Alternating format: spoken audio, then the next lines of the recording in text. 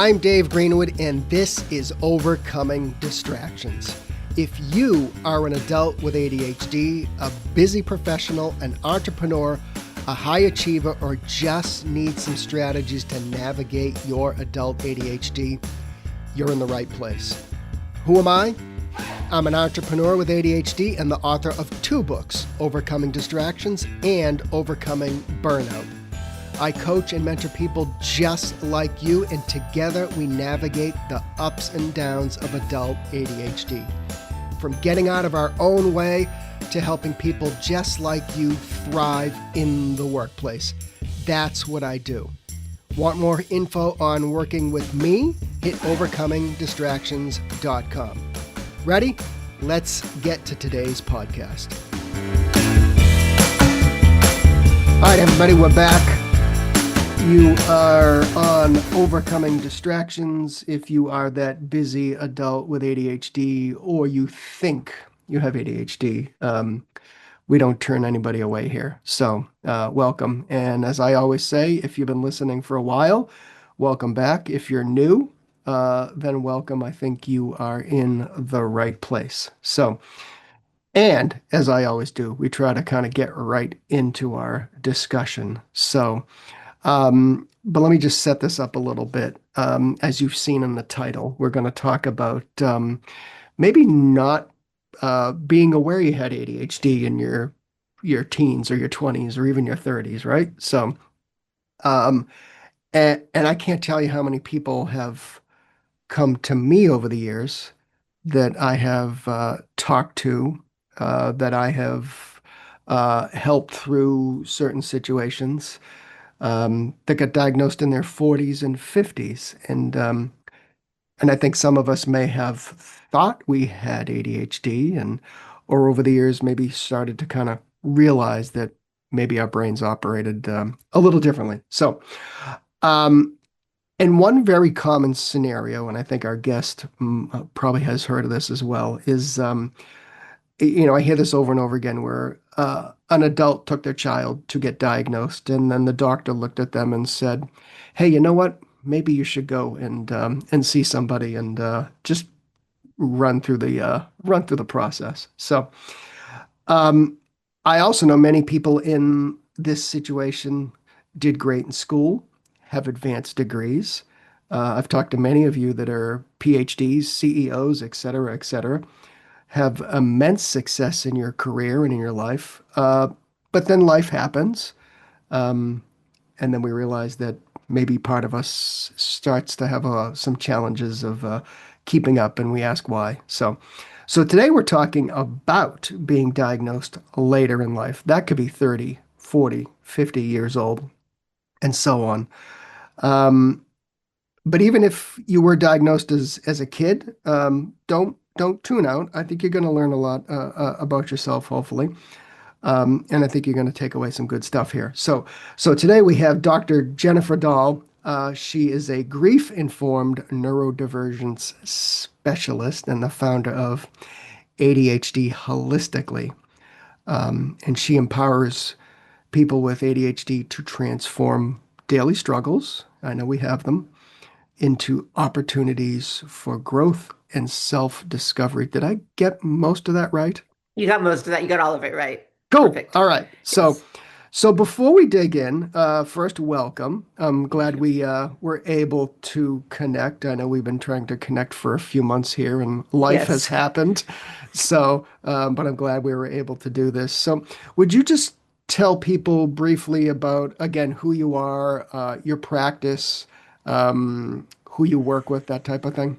Sure. I'm Dr. Jennifer Dahl. I am an ADHD coach and consultant and writer. I'm getting more into the creating end of it. I work with mostly women, but also I will not turn men away, Mm-hmm. diagnosed or believing, once again, not turning anyone away, that they have ADHD, mostly those in the learning process. Even if they knew when they were younger, they probably didn't know what that meant, actually. Yeah. I myself was diagnosed fairly recently after spending quite a bit of time wondering and trying to figure it out. I don't know if it was a benefit or not that I worked in education and I have, Mm-hmm. a doctorate and everything. And I just kept thinking and thinking and wondering, and as we learned more, and then I finally stood up for myself and went to my doctor and said, "Hey, I really think we need to talk about this." So that's Yeah. the very short story. Yeah. Well, okay. So let's dig into that. So, Sorry. um, was there an aha moment for you when you might have suspected you had ADHD? Was there something kind of going on in life or life changes or what have you? Or did you finally say, man, I have ADHD? There were a lot. Like I kept coming across things, and I'd ask people who I thought would know, and they would say, there's no way you don't." And part of that, I think, is that what we knew about ADHD in women. I would say the aha moment was shortly after the pandemic. I had been teaching, and then I went to administration, and I went back to teaching because I wanted to students. So this was like really early when we first went back, and there was a girl in one of my classes who had ADHD. And every time I looked at her and everything she did, I said, "Oh my goodness, this is me." This is me in middle school and probably still now. And that was just finally the click. I know when I started, there was mostly boys. I had mostly boys. You know, we tended to diagnose a lot of them. And so Yeah, it was seeing this girl and then also realizing that she was getting so much more support. We knew so much more about her. And so then it kind of, I think, and a lot of people with ADHD who find out about it say, "Oh, if only." Like, I wonder if, right. when I was her age. So she was like the impetus that just really, wait a minute, stop playing around. Yeah. But historically, and I've heard this over and over again, we always not always, but we talk about kind of the difference between boys and girls Yes. and ADHD. And I know, I'm a product of the 60s. I'll just put it that way. Okay. Um, but and I know, and I think probably it may continue to this day, not to the extent, but I always say the boys were ripping apart the classroom while the girls were Mm. staring out the window. So Yes. we got the attention, right? We're the Uh, ones that noticeable kind of symptoms or characteristics, yes. right? Yeah. Yes, definitely. And I think a lot of the girls, we were staring out the window or had developed this ability to simultaneously take notes with like half an ear and yet be elsewhere completely, Yeah. funneling in the words going down. Um, I'm sorry, I still have this cough. Mhm. Um, what was I saying? Oh, and I think that with girls, we have found that a lot of times some of their symptoms come out as behavioral or personality issues. Hmm. You're lazy, you're not paying attention, and then as you get older, like into your teens, people see that as being defiant or other things. So Yeah. we aren't acting out like you, but our brains are acting out. So we Hmm. are very much elsewhere and have a hard time being in where we are. And so it just wasn't seen that way. Yeah. Because I know for me personally, I won't shy away from saying that I was a train wreck as a kid, You you were that know? 8-year-old boy I like to talk about that Yeah. everybody thinks about when they think about ADHD.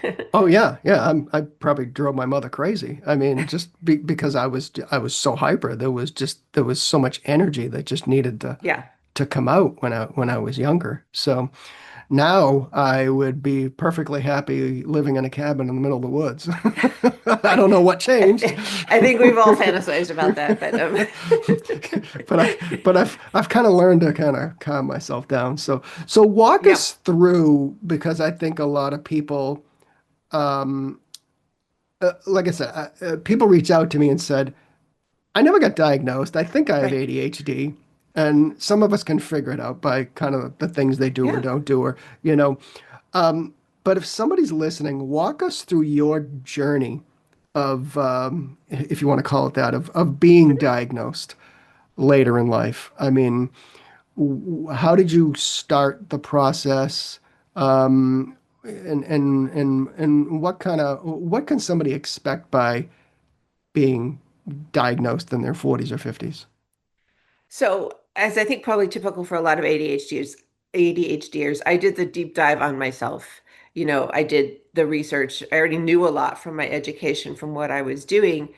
But every time I would hear, and I continue to hear of a symptom or something, because, everybody with ADHD is different, Yeah. I would dive into that and look at that, and it kind of snowballed. So as I started to learn that these things that I had done all my life were most likely related to ADHD, I started to find more and more. Um, I know that women tend to be, and sometimes men, misdiagnosed or co-diagnosed with depression or anxiety.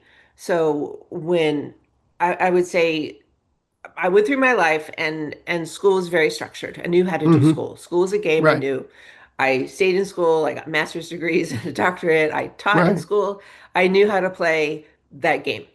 Um, and then I transferred it into like my family. And I think a lot of it really started to come out when I was then done with education. I'd gotten a doctorate. I mean, I could get another one, but I wasn't going to. My Hmm. daughter went to college, and the job, I changed jobs to a different job within the district, and so many things changed, and all those structures went away.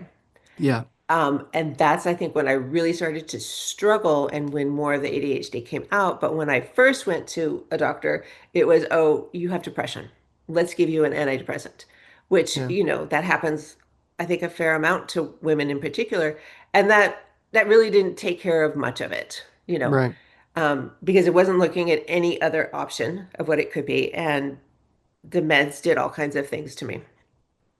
So we have that going on and going on and going on. And then we get thrown into a pandemic when even more structures are thrown Right. out the window. Um, and like I said, I just kept finding things, and every time I would hear, and we started to hear more, right? So then people started, the conversation became much more going on. Um, and for me, because I tend to be that oldest daughter, ADHD, Gen X, I'm going to do it myself. Right. Yeah. I went through so much of that. And I think the reason that I finally actually brought it up to a doctor was the belief that these meds and these things that I was being labeled as were very much wrong. Yeah. Um, and it wasn't helping me. And it was time to really kind of relook at things, figure out what was going on and what I could do. And so I did. I talked to the psychiatrist who had been prescribing the meds, and we Yeah. went through the whole thing. That was also during like late pandemic time when it was really hard to get in with anybody, especially Right. with my Oh, personal yeah. health care system. Yeah. Um, Any type of doctor at that point. Yeah, it was. Yeah. Mm. yeah, and so I wasn't anxious to get on another med right away.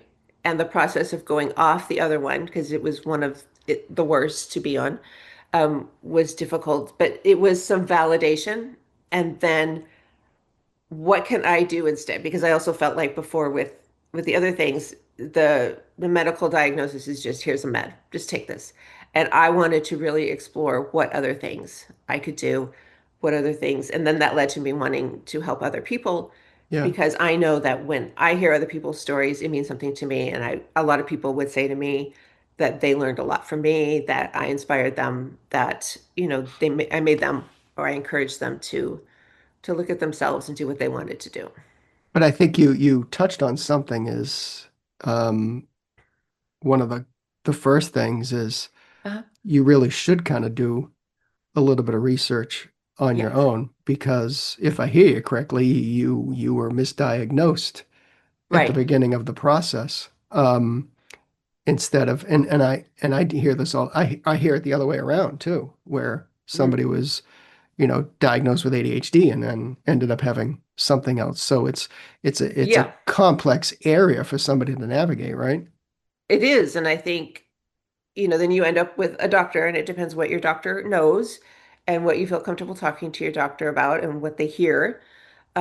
It's very complicated because it can be both. But if Yeah. you're only treating one, then you're not really helping everything. and Hmm. and getting down to what it is, another thing, they never did like lab tests or anything, so like it could have been something else also. So my frustration with all of that is that they kind of jump to the first thing that they think of, what's on their radar.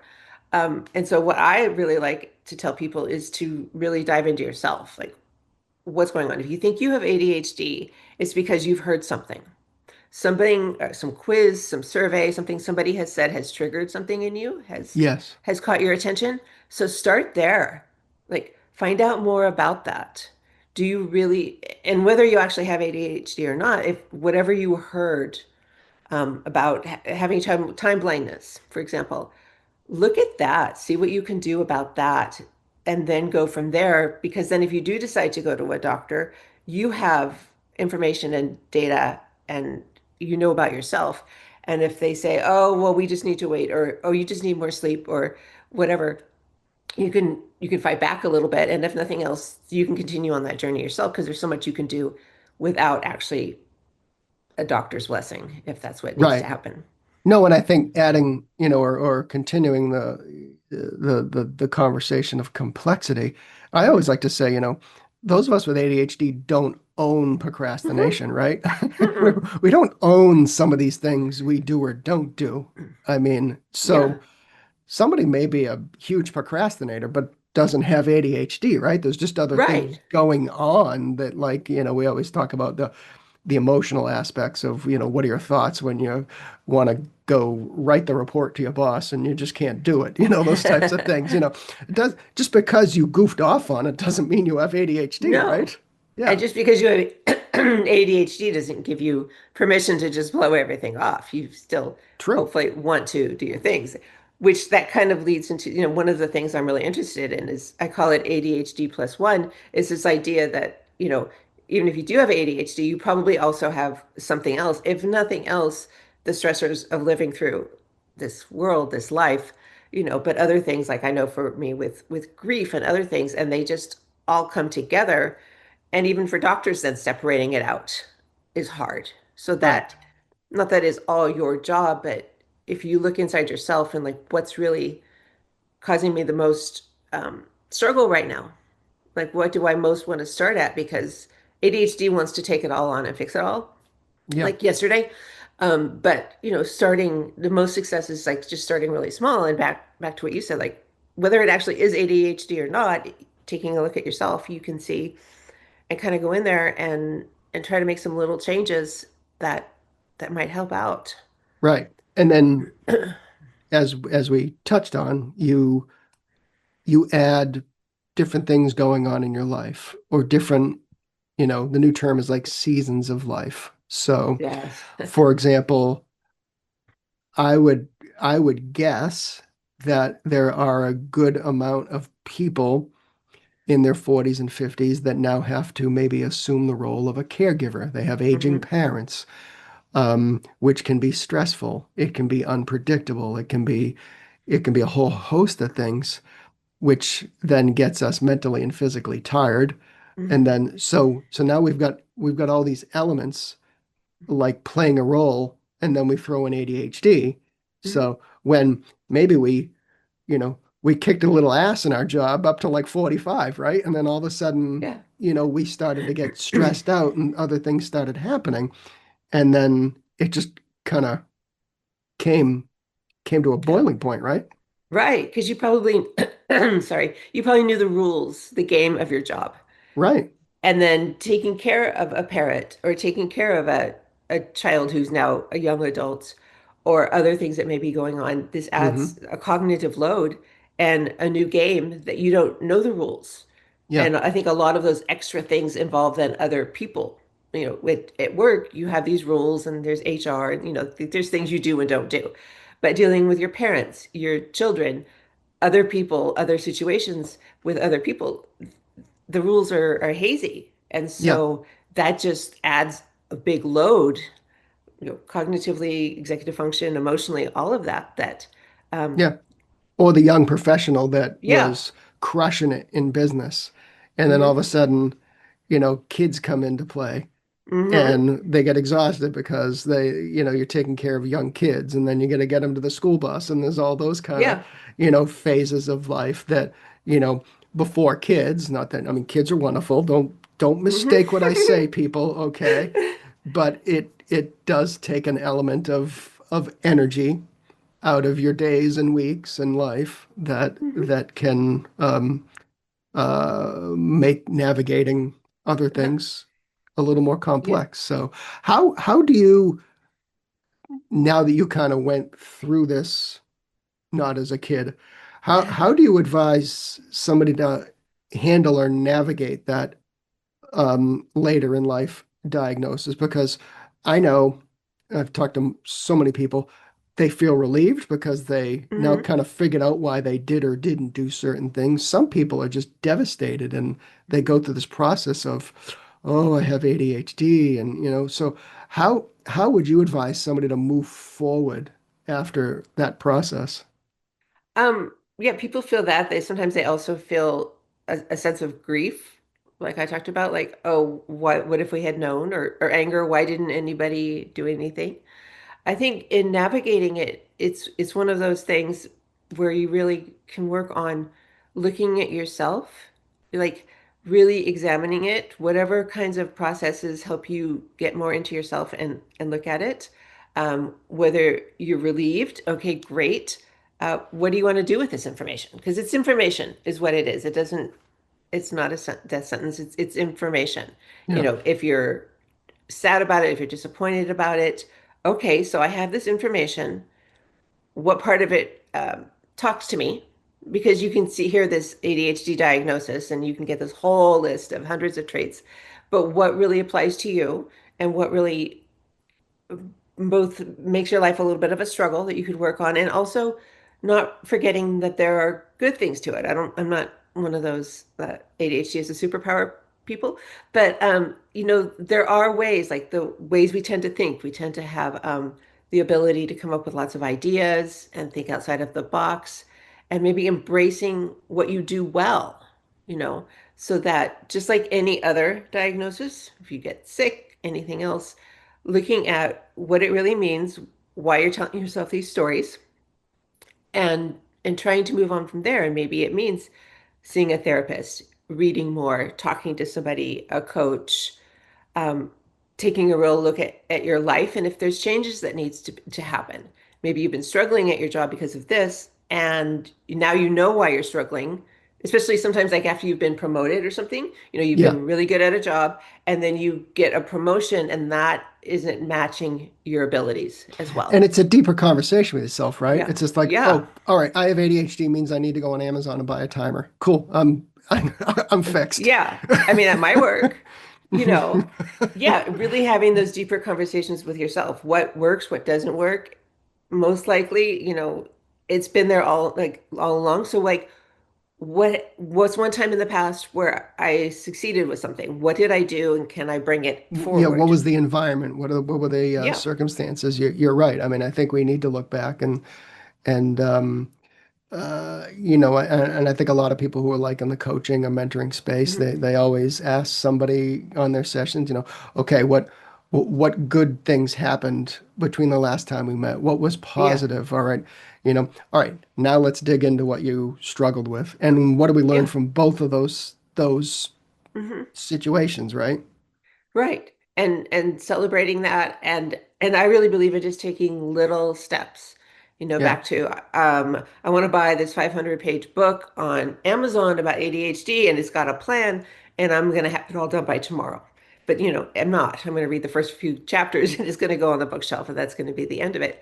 So really having those conversations with yourself, really figuring out where you want to start. Because just like if you're trying to get healthy or anything else, you are not going to be as successful if you say, okay, and I'm going to go on this diet and I'm going to work out every day and I'm going to do all these things. yeah, What's one thing? Let's just start there and see some success. Um, One of the ideas I've really gotten into lately is the idea of experiments, about calling things an experiment. yeah. Like, I'm just going to try this as an experiment and then I'm going to learn. It works, doesn't work, maybe I can tweak it. Uh, but it takes some of the pressure off of, I'm going to make this huge change. But instead, I'm going to try this. I'm going to try this and see if it works. No, it's like I want to go. Uh, I decided that I want to get into golf. Mhm, I can either go buy $4,000 worth of golf mhm. clubs, or I And can a go, membership, and or I can go to the driving range, grab one of the old rusty clubs in the Uh, basket and hit a few balls and see if I like it or not. It's just like, yeah, but I think you bring up a very strong point is that people do need to understand that it's gonna be some trial and error. yeah. You're gonna try and do things differently, and it's gonna fail for Hmm. whatever reason, right?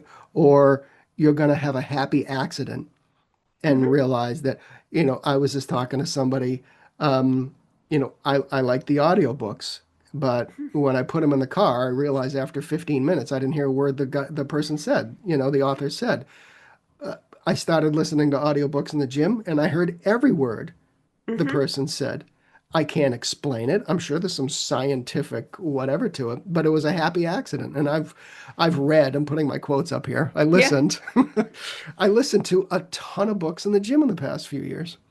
yeah. And So instead of just being mad it at was an yourself, accident. Yeah. like, why can't I listen when I'm driving? I spend 2 hours a day commuting and I'm wasting all this time instead of, Hmm. oh, I need something else then. But when I go to the gym, Mm. that's my jam. Yeah. Yeah.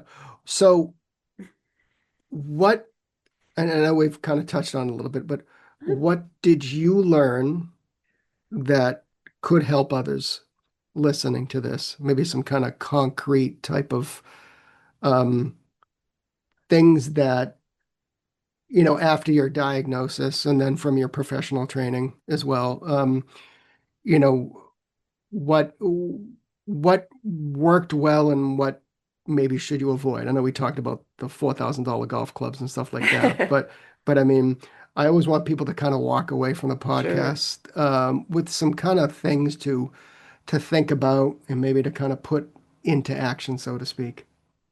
So something that has been successful for me, and also came about because, like I said, I went from a very structured environment. Maybe I didn't say this. I took early retirement at a certain Hmm. point. I wanted to leave education after the pandemic and all this. So I went from very structured, all my life very structured, to very not structured. And Yeah. I've had to go through a lot of trial and error, a lot of experiments to get to some things that work for me in being able to manage my day. And some of those things are some of the traditional things you might have heard about with ADHD, like the Pomodoro method and body doubling or co-working. I like those a lot. Um, a good part of the time, they help me focus in, and my brain likes those structures. I've also begun working on scheduling my weeks for that. Each week, I have what I call a sprint. So I have 3 days where I have a project, and I've gotten Hmm. better at getting a project that will fit in not just 3 days, but the 3 days of that week. Because as you Yeah. know, some weeks have all kinds of things going on. And so it's helping me to break tasks down, get something concrete, have a win. And also, I find it very helpful for restarting. So if something happens, which things happen all the time, Sure. either Yeah. in the middle of that sprint, I can restart and say, no, I'm still going to finish this by the third day. Or, okay, this week's gone, and next week I'm starting again. Yes. So it's Yeah. it's a short enough time that it's not the end of the world if something goes wrong. It's a big enough time to get a reasonable project or task or part of a project done and feel some success. And then it leaves me other time to do other things and ADHD staring at the wall, whatever. But I have found some of those for me and for some of the people I've shared them with to be effective a great deal of the time. Yeah. And it's not all about just getting stuff done and meeting deadlines. And I Yeah. mean, do you do anything or recommend anything for people to um, have more of a positive mindset rather than just kind of, I think we need to remind ourselves quite a bit, especially as life gets more complicated and busy, Hmm. um, that, we're not broken, even if it's the CEO or Right. the business owner, they're successful, but they have in the back of their head that like, you know, part of me is broken, right? So Right. how do we do some simple things to remind ourselves that, you know, we're just fine. We just work differently. Right. So one of the things is a lot of those are stories that we were told and that we've told ourselves and probably most of our lives. Yeah. Going back to, especially if you didn't know you had ADHD, and things were interpreted, why don't you settle down? Why don't you pay attention? These are stories that are really deeply ingrained in us. And so when you find yourself being critical of yourself, if you can, again, those deep conversations with yourself, why am I thinking this? And, some of those traditional, like, is this true? Is it always true? How else could I see this? Um, and trying to move forward with that. So I'm feeling like a failure because I didn't do something. Well, can I change it, or can I change the way I look at it? Or actually, did I do most of it and I'm being too hard on myself? Because I think a lot of that goes back to what we were told and how we've just kept that inside of ourselves. I like to read my old report cards and laugh, and instead of letting it drag me down, because Yeah, they literally are the classic, you know, Dave needs that's to try great. harder, Dave needs to pay attention. It's just like they were like pulled out of the textbook kind of comments. So, but now I someday I think I'm just gonna post them and Yeah, I mean, I think that would be really helpful for a lot of people. And that's a great example of people told me this, yeah, and this is why it's not right, is why it's not true. yeah, yeah. I think they're hysterical. So, but Well, good. I, I've gotten to I've gotten to the point in life where I can think they're funny now. So, Right. Right. And some of Hmm. that, it just takes time. It's like finding out anything else. It takes time. It's not gonna, and I know we want to. We want it fixed, and we want to fix it ourselves tomorrow. And it takes time and grace. And I have also found, if you know other people who with ADHD, like those are some of your best resources. If nothing else, just to be able to sit there and be yourself with somebody else who also is like that, Yeah, and not have to mask and hold that together.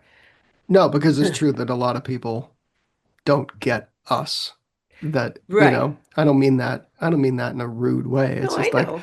some people don't, why don't you just do the thing and get it done on Oh, time? And why, all that. So it's just, yeah, but yeah, cool. All right. This was a great discussion. I it think was. it is a very common thing for Hmm. people. I hear it all the time. So thank you for sharing your thoughts and ideas and some strategies for getting diagnosed in your 30s, 40s, and 50s. So Yeah. where can people find you? My website is ADHDholistically.com. I'm on Instagram at ADHD.holistically. Hmm. You can go there. On my website, I have a free thing, 30 hacks, really quick, easy hacks that a lot of them we know, but sometimes just having that list and being able to look at it and remind ourselves, you can find me those places. And Cool. I've been going out and just talking a lot more and trying to do more things. Awesome. Great. Well, thanks for coming on, and we'll have to have you back to Yeah, extend this conversation. So. definitely anytime.